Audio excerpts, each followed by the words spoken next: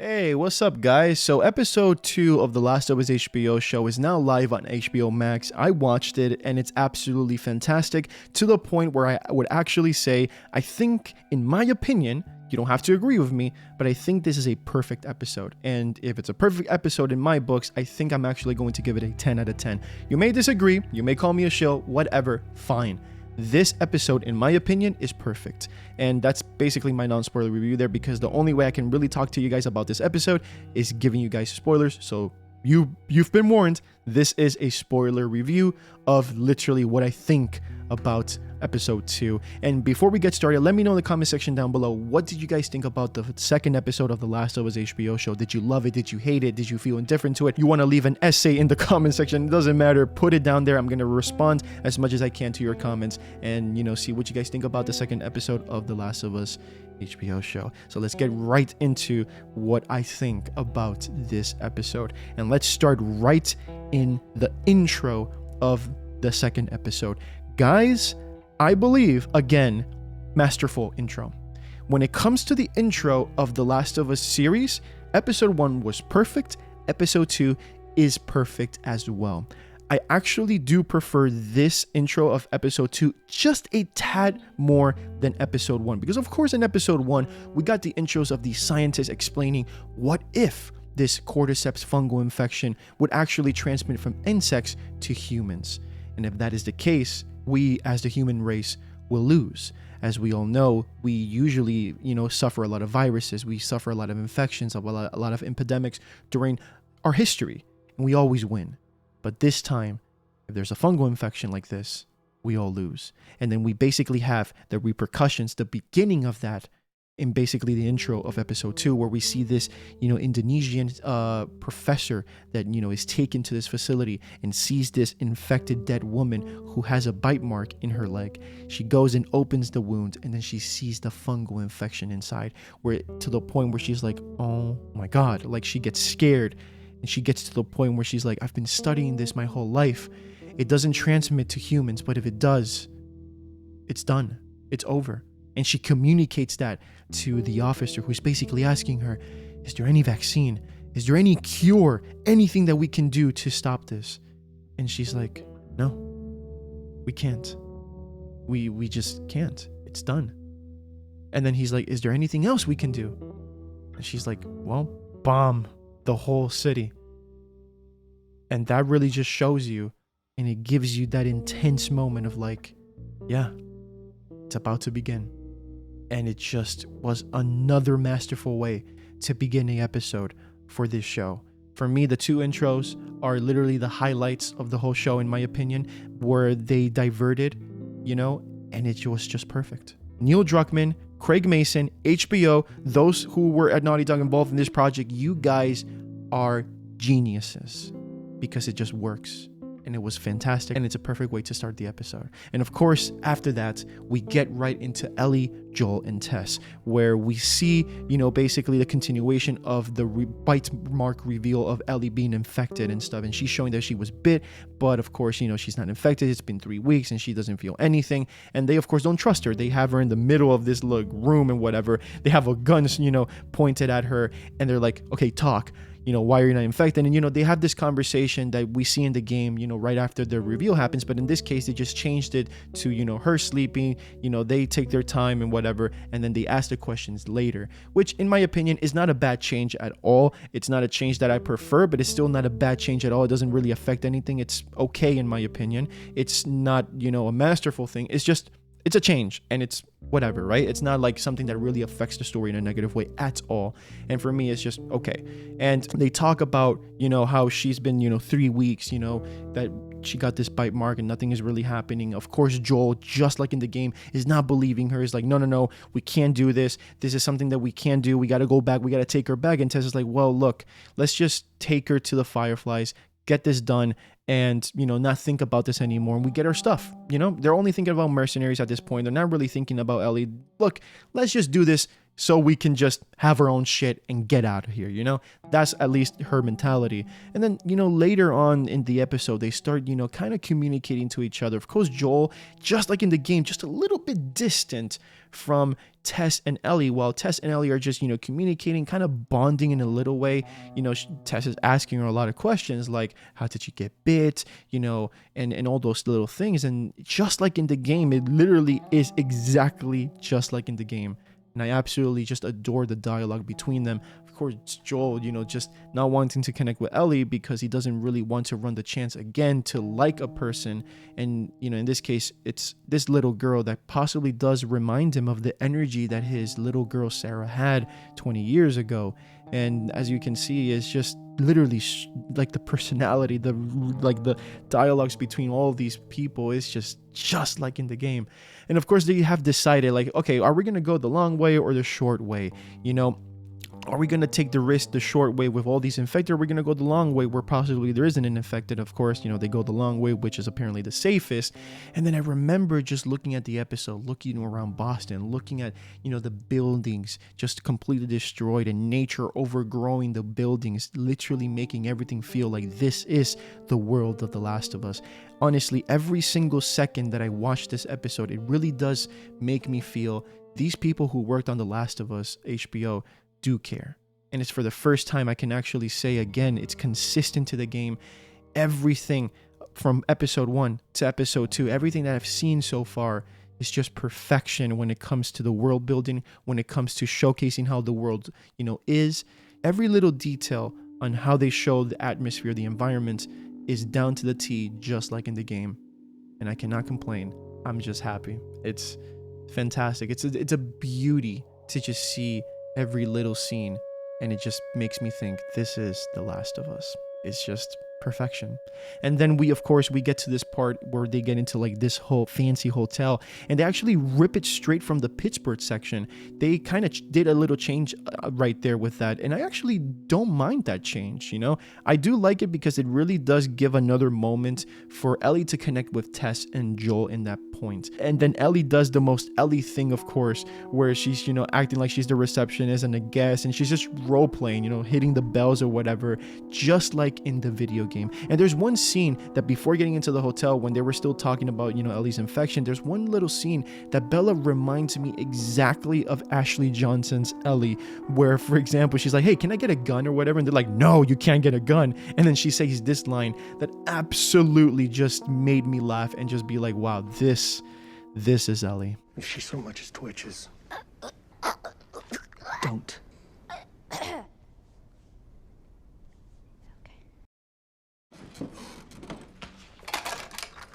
Can I have a gun? Absolutely not. Okay, Jesus, fine. I'll have to throw a fucking sandwich at them. As you guys can see, just everything done in this show just feels like the creators of this show really cared. And it's just, I'm in love with this show. I'm in love with this episode because they just did not skip a beat. The tension was there in the beginning of the episode. The banter between Ellie, Joel, and Tess was there. Just the little moments, the scenarios, the environments, the stuff that they're doing. It's The Last of Us. It's just, every time I think about that, I'm like, wow. It's just too good, man. This is way better than what I expected it to be. Seriously, it's insane how you put people into a project that do care to make good media, and they actually do it. And this is a lesson to other, people, to other studios that plan on adapting things that other people already love. Just hire the people that care. It doesn't matter how much money you put into it. If you just hire people that don't care, they're not going to do a good job. And in this case, they did spend money on this. They invested a lot of money in The Last of Us, and it's paying off so far. I love it. But I'm sorry, I got a little sidetracked there. It's just that I have a passion for this franchise, and just seeing how it's, being adapted into perfection. It's amazing. It's amazing. But let's get right into, of course, the other things that I enjoyed about this episode. And it's, when they identify that, they can't go the long way anymore. And right before that, Joe and Ellie had a little conversation with each other. Ellie was trying to be like, hey, so where are you from? He's like, Texas. And then she asks more questions. He's like, pass. He doesn't really want to connect with her. Of course, he doesn't want to have that relationship. And then after that, they find out, oh, we can't go the long way because there's infected around here. It's too much. We have to actually go the short way. And the short way, of course, is the museum, where, apparently there was a lot of infected in there. And then they, go in there, they see, we don't hear anything. I don't hear any infected. I don't hear any clickers. I don't hear anything. Hopefully they're all dead. And at least, when they go in, they see this, guy completely ripped apart. And as a person that played the game, and if you played the game, you would identify that's not a runner bite. That is not a runner doing this. This is a clicker. And, Joe and Tess completely just at that moment are like, yep, this could be one. So we have to stay as silent as possible. And you know what happens after that. They go up the stairs. The tension is there. You don't know if a clicker's just going to come out of nowhere. And this is where I give Neil Druckmann props to. He knows how to create tension. In the video games, he did it perfectly. And in the show, he's translating it to perfection. Ellie then steps on this, dead runner arm, and it breaks, and it creates this sound, and then they're all kind of terrified. They don't know if a clicker is going to come out of nowhere, and it doesn't happen. They get into this room, and then of course, Naughty Dog classic, of course, there's rubble that falls behind them, and they're trapped in this room. They can't go anywhere. They gotta actually fight their way out. Possibly, of course, a clicker comes out of nowhere, and it's just it's so classic from Naughty Dog, and I absolutely love that, because they're literally taking the essence of the video games and then just translating it to the show. It's fantastic. I absolutely loved that right there. And then the clicker comes, and then just the intensity that you see on the faces, how scared Joel is, how scared Tess and Ellie are, when the clickers are coming out of nowhere and they're doing their clicker sounds. They're that little sound that they do is so creepy and shit. It's absolutely fantastic. And then Ellie is just scared out of her mind, and then Joel's like, just shh. And then Ellie can't take it. Then she squeaks a little bit, she breathes a little too hard. She squeaks, and then the clicker's here, and then he hears the scream. He's like, wah! And it's just perfection. What happens after that? Of course, you have Joel running around. He's like, run! And then you have Tess running away with Ellie. She falls, and then you have Joel fighting this clicker. It literally ripped out of the video game. Fantastic. The way it was directed, the way the clickers sounded, the way they acted, the way they twitched, the way they just absolutely acted like the clickers in the video game. Just everything was perfect. That for me was one of my favorite scenes out of the first and second episode. Absolutely fantastic, absolutely well executed. Neil Druckmann, my man, you did a fantastic job with this scene. It was just absolutely perfection. Joel trying to, put some bullets into his revolver, and then the clicker right next to him. The intensity on those scenes was just too fucking good.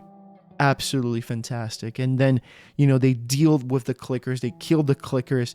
And then after that, we see Tess. And Tess is just not the same anymore.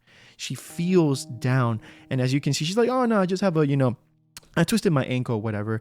But you can see in her nonverbal communication, something happened. And my wife that was watching the second episode with me, she right then and there, she's like, I think she's infected.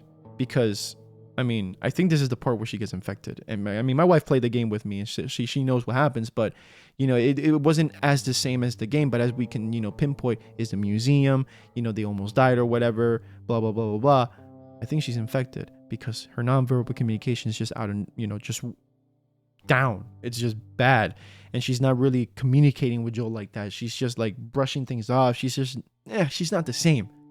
And then of course they get to the building. Tess is still acting the same. There's blood, in the stairs and stuff. And then they go into the building. Tess is with this hurry. She feels anxious. And then she sees all the fireflies dead when she gets into the building. And then Joel is like, I think this is over. And Tess is like, nope, we got to find a radio. We got to find a map. We got to find this and that. We got to find these people. And Joel's like, no, Tess, this is over. This is over. And she's like, no, I'm sorry. This is my last stop. I can't go back. And he's like, no, we gotta go back. And she's like, no, nope.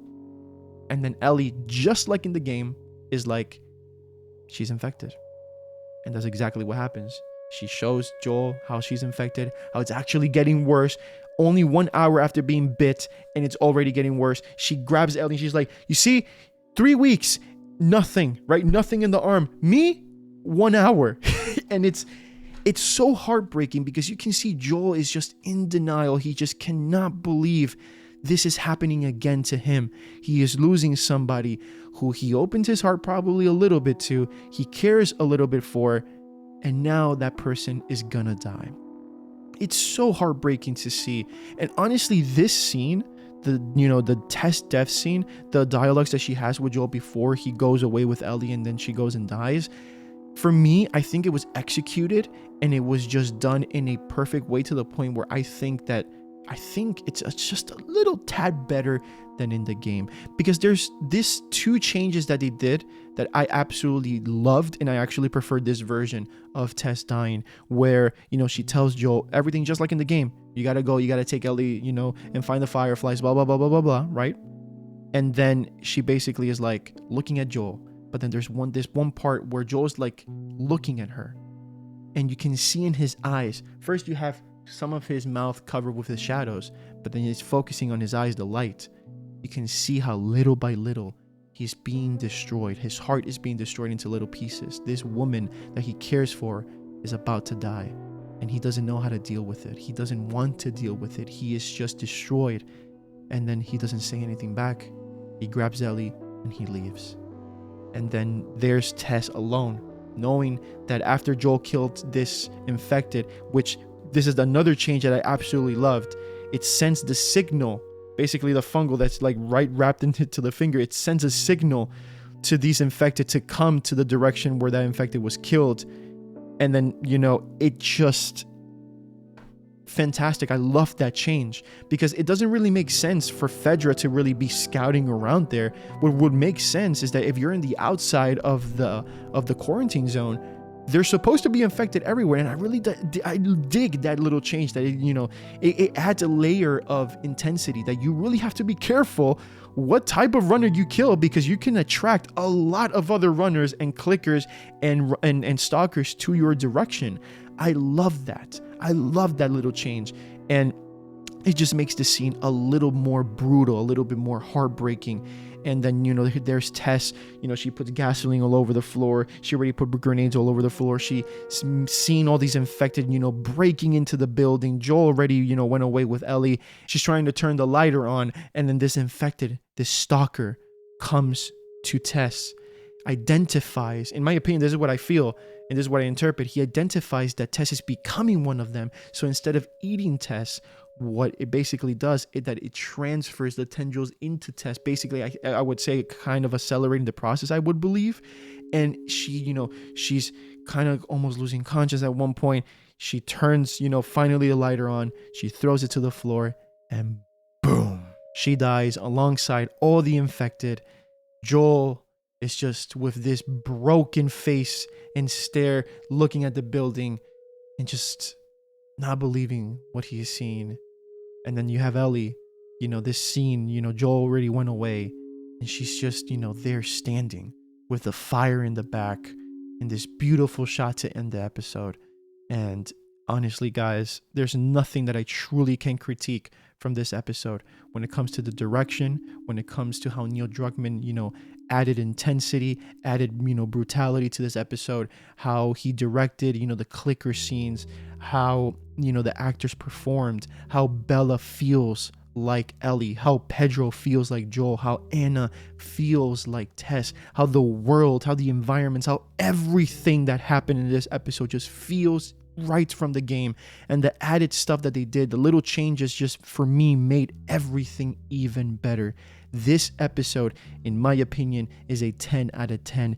There's no debate to that, in my opinion. You guys may have your own opinions, but for me, this is the perfect The Last of Us episode. And apparently episode 2 is even better because it is apparently the best episode out of the whole series according to a lot of reviewers, and that is an episode I cannot wait for. And I guess if there's one thing that I will say that is the worst thing about this episode, about episode 2, is that I have to wait another week for episode 3. And I guess that's kind of the feeling that I'm gonna have with every single episode that comes out for The Last of Us HBO show. Let me know what you guys thought about episode 2 in the comment section down below. Tell me everything you feel.